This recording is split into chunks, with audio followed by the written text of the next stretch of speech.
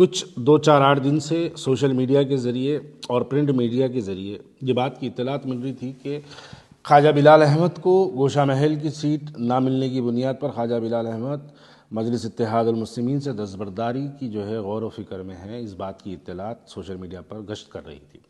मैं आज इसकी वजाहत करने के लिए आपके दरमियान में आया हूँ।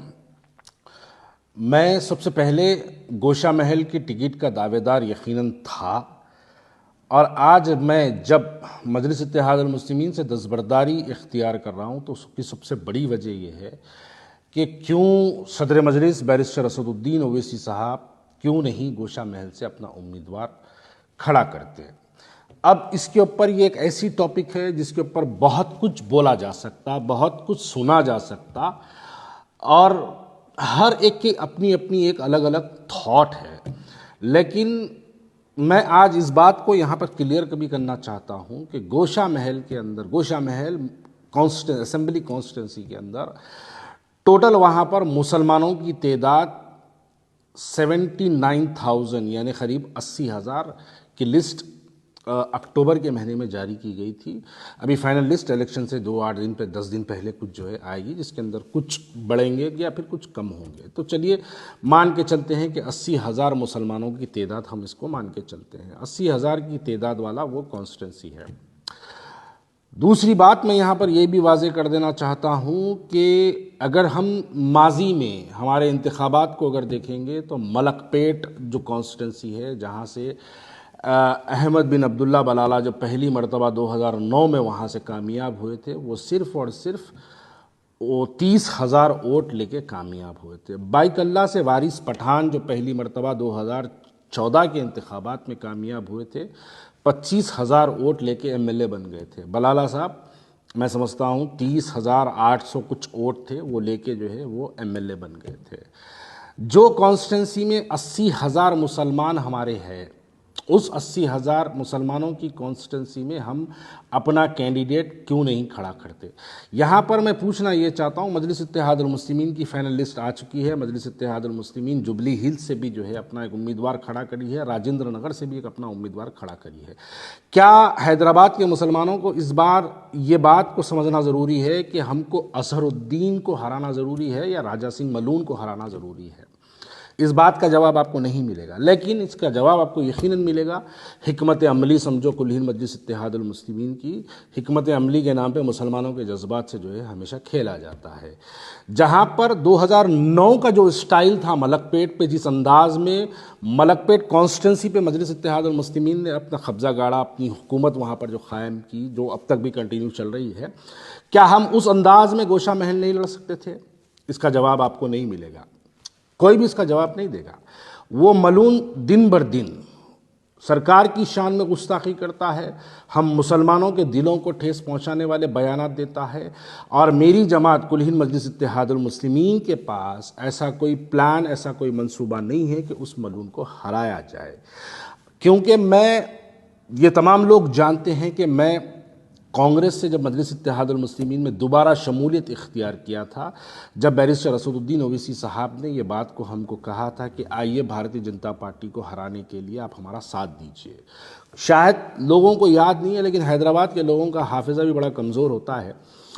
उस वक्त भारतीय जनता पार्टी एक बहुत बड़े पैमाने पर म्युनिसिपल इलेक्शंस के अंदर जो है वो काम कर रही थी, जिसके नतायज भी आपके सामने हैं। उनके पास 40 से ज़्यादा कॉरपोरेटर्स उनके कामयाब हुए। उस वजह से हमने भारतीय जनता पार्टी के बढ़ते हुए अज़ाइम को रोकने के लिए हमने यकीनन मजलिस इत्तेहादुल मुस्लिमीन का साथ दिया। अब यहाँ पर सवाल ये पैदा होता है कि आप बिहार जाकर वहाँ पर 100 सीटें लड़ाते हैं, जहाँ पर आपकी कोई शाख नहीं है। गोशा महल में आपके 2 कॉरपोरेटर, जहाँ पर आपकी कोई शाख नहीं है। उत्तर प्रदेश जाके आप वहाँ पर 100 से ज़्यादा सीटें लड़ाते हैं।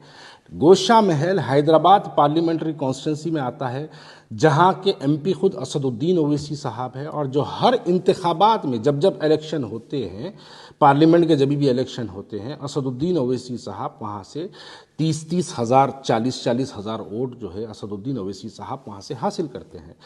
क्या मजलिस इत्तेहादुल मुस्लिमीन जहाँ पर 40,000 वोट हासिल करती है, जहाँ पर उनके 2 कॉरपोरेटर मौजूद है, जहाँ पर उनके इफ्तदाई के सदर मुतमद्दीन मौजूद है, जहाँ पर उनकी एक बड़ी तादाद में, जहाँ पर जो है उनके एक 80,000 से ज़्यादा मुसलमान वोटर्स जहाँ पर मौजूद है, क्या मुसलमान वहाँ पर अपना कैंडिडेट मजलिस इत्तेहादुल मुस्लिमीन नहीं खड़ाती?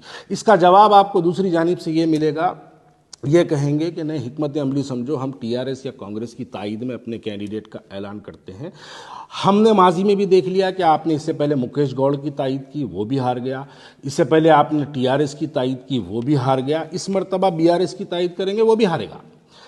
आपके पास कोई मंसूबा नहीं है। क्यों? ऐसी क्या बात है जो राजा सिंह को जो है आप इतनी शिद्दत से मोहब्बत करते हैं कि उसको आप बार बार कामयाब कराना चाहते हैं? अब मैं वाज़े तौर पे कह दूं, आने वाले पार्लियामेंट इलेक्शन में आप देख लीजिए, उस मलून को भारतीय जनता पार्टी का कैंडिडेट बनाया जाएगा पार्लियामेंट इलेक्शंस के लिए हैदराबाद के। जैसे ही वो कैंडिडेट बनेगा, ये तमाम जितनी शिकायतें हैं आपके मेरे जैसे लोगों को, जितने भी लोगों को जो है नाराज़गियाँ हैं, ये तमाम नाराज़गियों को बुलाया जाएगा और फौरी इस मलून को ला के आपके सामने खड़ा कर दिया जाएगा। हैदराबाद के मुसलमान जज्बाती नारे लगाते हुए निकलेंगे अपने मकानों से, भारी अक्सरियत से मजलिस इत्तेहादुल मुस्लिमीन को कामयाब कर दी। इस वजह से मजलिस इत्तेहादुल मुस्लिमीन हमेशा एक ऐसे फ़िरका परस्त चेहरे को हैदराबाद के अंदर सियासी तौर पर ज़िंदा रखती है। आप अगर उसकी तारीख देखेंगे तो वो बदमबाल रेड्डी की शक्ल में कभी ज़िंदा रहा, कभी आले नरेंद्र की शक्ल में ज़िंदा रहा, कभी इस मलून की शक्ल में ज़िंदा रहा, कभी बंडारू दत्तात्रेय की शक्ल में ज़िंदा रहा, कभी किशन रेड्डी की शक्ल में ज़िंदा रहा।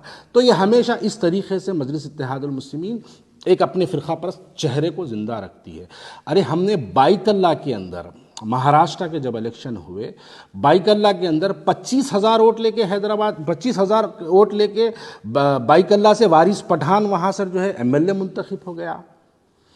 मलकपेट को जब आप देखेंगे, मलकपेट के अंदर 30,000 वोट लेके अहमद बिन अब्दुल्ला बलाला पहली मरतबा एमएलए बन गए। जाहिर सी बात है, बनने के बाद अपनी कारकर्दगी करेंगे, वहाँ पर मुसलमानों के वोटों की तादाद बढ़ाने का काम करेंगे। अरे हम लड़ेंगे ही नहीं तो हम जीतेंगे कहीं को? फिर वो काशीराम का नारा कहाँ गया बैरिस्टर असदुद्दीन अवैसी साहब के, पहली बार लड़ेंगे, दूसरी बार हराएंगे, तीसरी बार जीतेंगे? वो नारा क्या सिर्फ बिहार, उत्तर प्रदेश और महाराष्ट्र के लिए है? क्या वो नारा इनके लिए, गोशा महल के लिए नहीं बनता? ये बातें समझ के बाहर है। जब हम ऐसी सवाल करते हैं तो फौरी अब आगे मुनाफिकत का नारा लग जाता, फ़ौरन आगे लोग कहते हैं कि भाग गया, अब जमात छोड़ दिया, टिकट नहीं मिली। अरे मेरे को टिकट मिलो ना मिलो, अगर टिकट की मुझे ख्वाहिश होती तो मैं बैरिस्टर असदुद्दीन अवैसी से याकुतपुरा पूछता। अगर मेरे को एमएलए बनने की ख्वाहिश होती तो मैं बैरिस्टर असदुद्दीन अवैसी से चंद्रान गुप्ता पूछता। अगर मुझे एमएलए बनने की ख्वाहिश होती तो मैं बैरिस्टर असदुद्दीन से चारमीनार पूछता। मैं क्यों बैरिस्टर असदुद्दीन अवैसी साहब से मैंने क्यों गोशा महल पूछा? मैंने उनसे गोशा महल इसलिए पूछा कि उस मलून को उसकी भाषा में, उसकी ज़बान में जिस तरीके से वो हमारे दिलों को तकलीफ़ पहुंचाता है। सियासी जमहूरियत है, जमहूरियत में हमको मौका मिलता है, मौके के तहत हम जाके उसको उसकी भाषा में ज़बान देते और मुसलमानों के इत्तेहाद का मुजाहरा करके हम उसको बता के आते। लेकिन नहीं, उसको सियासी तौर पे ज़िंदा रखना है, इस वास्ते वहाँ पर उसको कामयाब होने के लिए फ्री वॉक दिया जाता है। 3 इलेक्शन में उसको फ्री वॉक दिया था। आप सवाल करिए बैरिस्टर असदुद्दीन अवैसी साहब के पास कि क्या मनसूबा है बैरिस्टर असदुद्दीन अवैसी साहब के पास राजा सिंह को जो है गोशा महल से रोकने के लिए? कोई जवाब नहीं मिलेगा आपको इसका। अरे ठीक है, आपको अगर ख्वाजा बिलाल का चेहरा पसंद नहीं है, आपको ख्वाजा बिलाल का अगर जो है ज़ुबान पसंद नहीं है, माजी में ख्वाजा बिलाल ने बहुत सारे मजलिस इत्तेहादुल मुस्लिमीन के खिलाफ बयानात दिए हैं, अगर इस बुनियाद पे ख्वाजा बिलाल आपको पसंद नहीं है तो आपके पास जो पसंदीदा चेहरे बहुत से हैं जिनके चेहरों को देख के आप मुस्कुराते हैं, उसमें से कोई एक चेहरे को लेके आके गोशा महल दे देना था। वो मुसलमान को खड़ा करना था वहाँ पर, आप मुसलमान को वहाँ पे खड़ा करके आप उसकी तायद करना था। बीआरएस के जो आपके जो ताल्लुकात है, उस ताल्लुकात की बुनियाद पे बीआरएस से आप एक अच्छे से हिंदू कैंडिडेट को लाना था और उसको बोलना था कि तुम मुस्लिम बस्तियों में इंटर मत हो, हिंदू बस्तियों में जाओ, काम करो, उनके वोटों को आप पोलराइज कराना था, जैसा आप करते हैं, जैसा आप फिरोज खान के लिए करते हैं, जैसा नामपल्ली के लिए आप करते हैं, जैसा मलकपेट के लिए आप करते हैं, जैसे याकुतपुरे के अंदर हिंदू वोटों को बाइफिकेट करने के लिए आप काम करते हैं, वैसे ही लेके जाके राजा सिंह के खिलाफ में आप टीआरएस से एक हिंदू कैंडिडेट को वहाँ पर डलाना था और केटीआर जो आपके मामू भांजे जो भी है, आप उनके जरिए उसको इंस्ट्रक्शंस पास करना था कि मुस्लिम बस्तियों में काम नहीं करना, मुसलमानों की 80% है, तुम जाओ हिंदू बस्तियों में काम करो। असदुद्दीन अवैसी साहब निकल के अगर गोशा महल में मुसलमान बस्तियों में 80,000 वोटरों के दरमियान में अगर फिर के असदुद्दीन अवैसी साहब पैदल दौरे कर करके अगर मुसलमानों को वहाँ पे जो है बेदार करते, 80,000 में अगर 55,000 भी मुसलमान अगर निकल के अगर मुस्लिम कैंडिडेट को वोट दे दिया तो मैं ये सवाल हैदराबाद की आवाम के लिए छोड़ता हूं, क्या ये मलून हारता नहीं सकता था? अरे जाती पैसा हम लगा देते, लोगों से चंदा मंग के लेके जाके गोशा महल लड़ा देते अगर आप किसी मुसलमान को देते। मैं अपनी ज़ात के तौर पे अल्लाह के फजलो करम से चंदे की ज़रूरत नहीं है, मैं अपनी ज़ात से 2, 4, 8 करोड़ लगाता, गोशा महल उसके वो मलून के खिलाफ में इलेक्शन लड़ता और ये बताता कि उसको मुसलमानों का इत्तेहाद ये होता है। लेकिन इसका कोई प्लान नहीं है आपके पास। अब उसकी आप तैयारी कर रहे हैं, उसको लोकसभा में लाने की तैयारी है, इस वजह से उसको वहाँ पे फ्री वॉक दिया जा रहा है।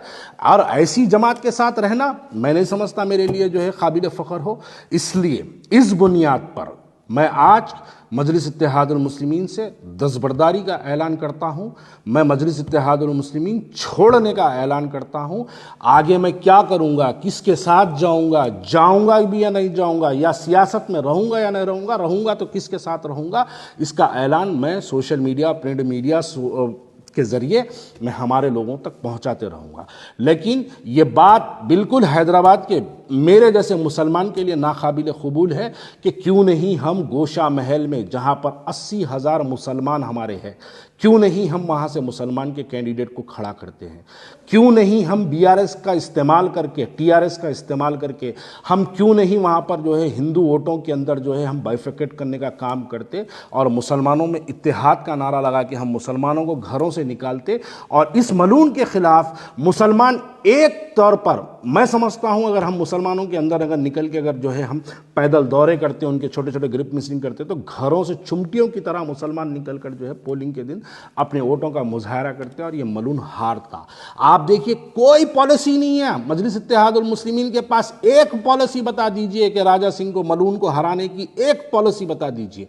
नहीं, उसको सियासी तौर पर जिंदा रखना चाहते हैं। और ऐसी जमात जो इस गुस्ताख रसूल को जिंदा रखना चाहते हैं, बाखुदा ऐसी जमात के साथ मैं रहना मुनासिब नहीं समझता हूं। इसलिए आज मैं कुल-हिंद मजलिस इत्तेहादुल मुस्लिमीन से अपना दस्तबरदारी का ऐलान करता हूं।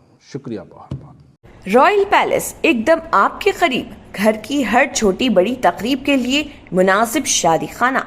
रॉयल पैलेस 100 दावतियों से लेकर 1000 दावतियों के लिए, बर्थडे फंक्शन हो या सांचक शादी वलीमा, जुमागी या फिर कोई गेट टुगेदर, आपकी हर खुशी के मौके पर 4 चांद लगाए रॉयल।